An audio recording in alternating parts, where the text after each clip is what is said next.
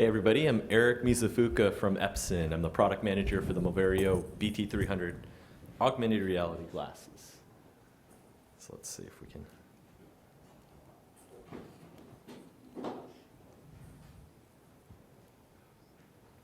So it doesn't look like the, there we go. So we just started shipping the BT300 back in January. It's the lightest weight kind of AR or VR headset on the market. Obviously commercially available. You can buy it, even buy it at bestbuy.com.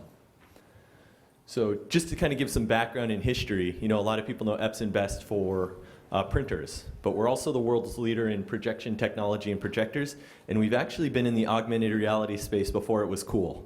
So back in 2011, we launched the BT100, and that's when we first started to see kind of some uptake in terms of FPV solutions, or first-person view, which is flying drones using the glasses. So why the Moverio? The big thing is it's a transparent display, so it allows direct line of sight with your aircraft. You can render 3D, obviously having a 360-degree digital canvas to be able to pilot your drone is a big differentiator. The wearable camera being able to record the pilot's perspective as well, and loaded with Android.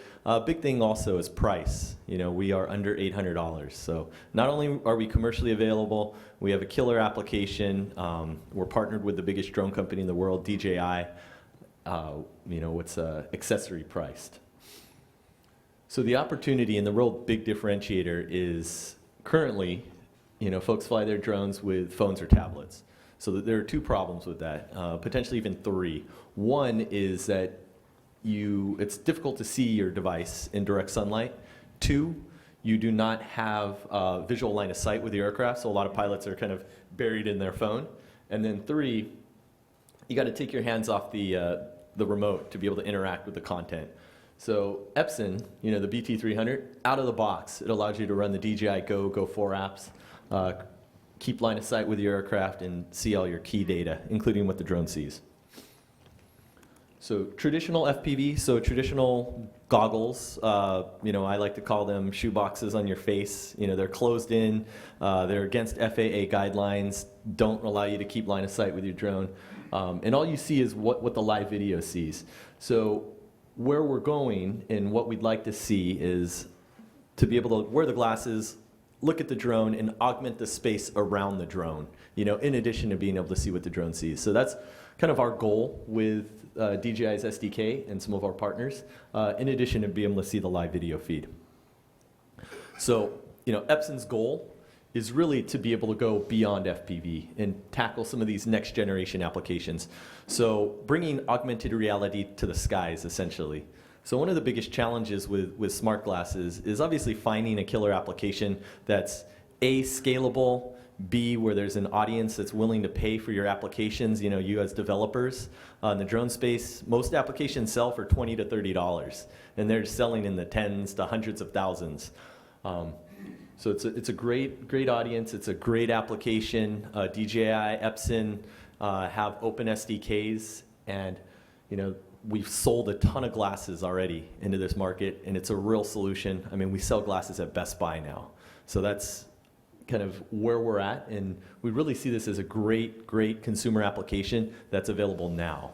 And what else can you do with smart glasses and drones? I'd like to introduce one of our key partners here, Adam Kaplan with EdgyBees. Yeah, so as Eric mentioned, we also are working very closely with DJI, and we were introduced by DJI to the Epson folks.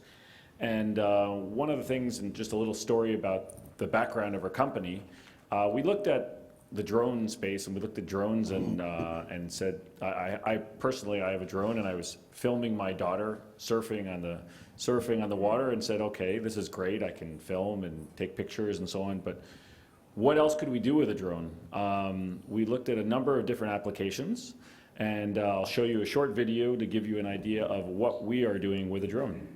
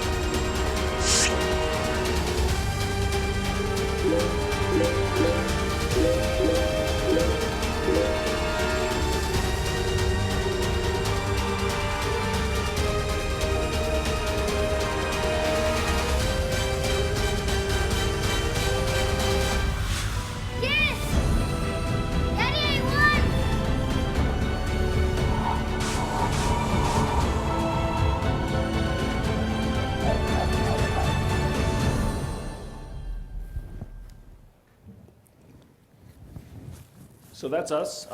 We, as you can see, it's a pretty fun job to have flying drones and playing games.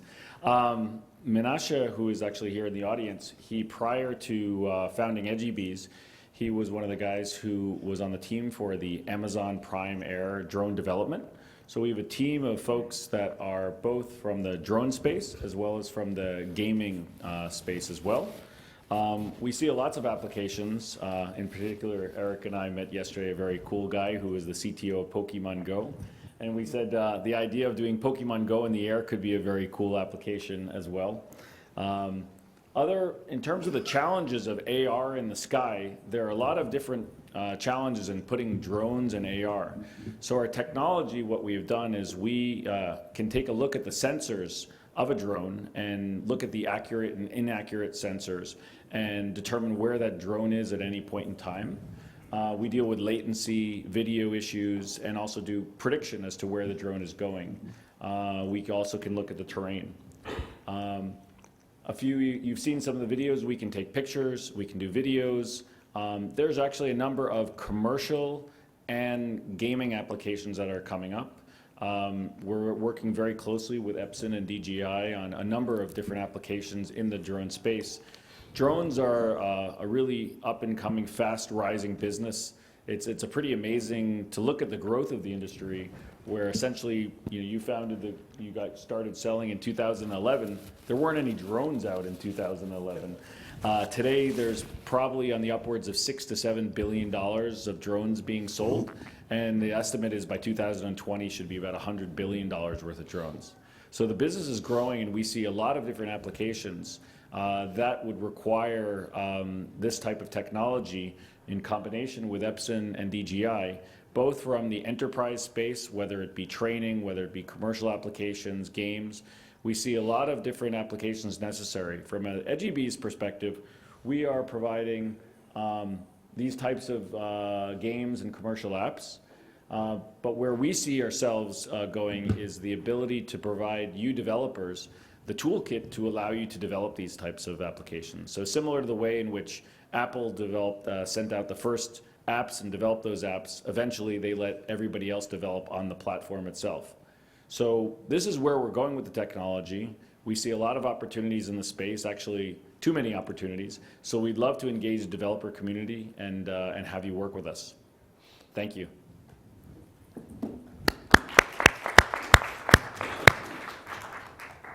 So I think we've got like 5 minutes. So if there's any questions, Adam and I would be happy to answer any of those.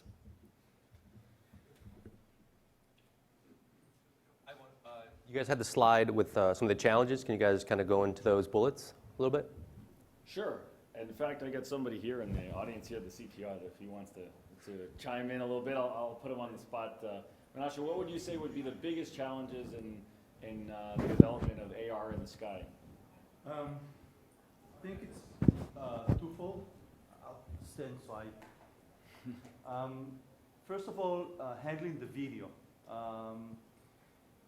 Usually we're used to, with augmented reality, to have very high quality cameras that are connected and give us the video directly to the system that processes it in very high quality, very low latency.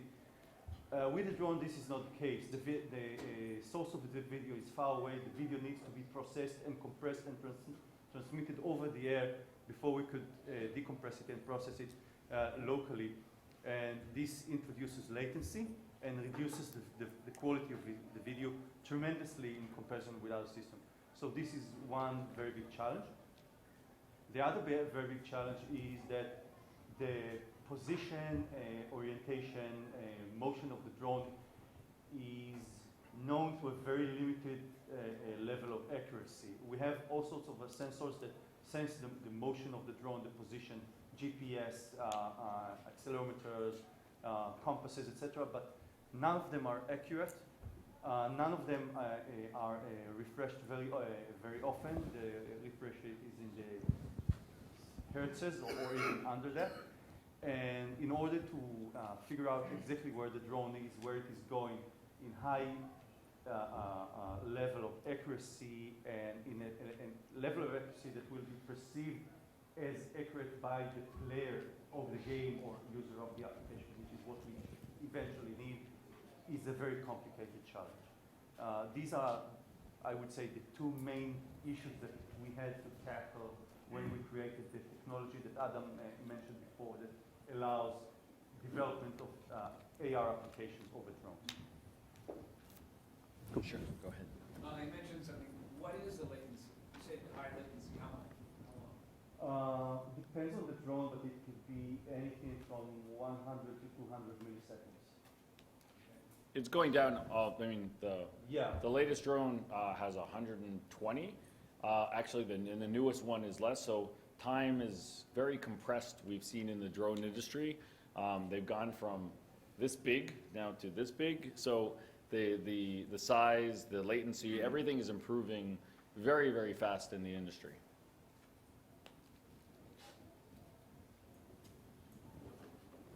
So any final questions? I have one more. Okay. So with the latency, I mean, with, say, VR headsets, latency can induce sickness. This is a different story. You know, the camera's up there, and it looked like the screen is far away from the drone itself. Can you talk about how what different challenges there are with latency? Because it wouldn't cause sickness, but can you take advantage of it somehow with there being a distance from the camera? And there's a separation. But Yeah.